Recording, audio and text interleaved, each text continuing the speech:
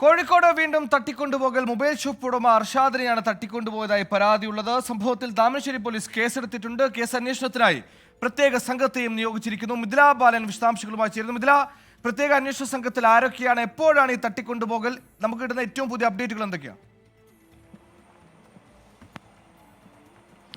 സുഹേലെ, ഈ കേസുമായി ബന്ധപ്പെട്ട ഏറ്റവും പുതിയ അപ്ഡേഷൻ എന്നത് അന്വേഷണ സംഘത്തെ രൂപീകരിച്ചിട്ടുണ്ട്.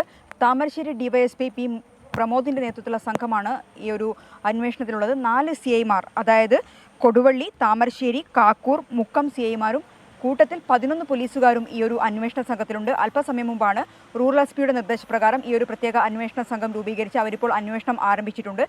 വെള്ളിയാഴ്ച അർദ്ധരാത്രിയാണ് ഈ ഒരു സംഭവം ഉണ്ടായത്. ഈങ്ങാപ്പുഴയിലെ ഭാര്യ വീട്ടിലായിരുന്നു ഈ സമയത്ത് ഈ ആളുണ്ടായിരുന്നത്. ഹർഷാദ് മൂഴിക്കൽ സ്വദേശിയാണ്. പക്ഷേ അന്ന് ഈ ഒരു സംഭവം നടക്കുന്ന ദിവസം അർഷാദ് ഉണ്ടായിരുന്നത് ഈങ്ങാപ്പുഴയിലെ ഭാര്യ വീട്ടിലായിരുന്നു. ആ സമയത്ത് ഒരു കോള് വന്നതിന് ശേഷം കാർ എടുത്ത് അർഷാദ് പുറത്തേക്ക് പോയതാണ്. പിന്നീട് തിരിച്ചു വന്നിട്ടില്ല.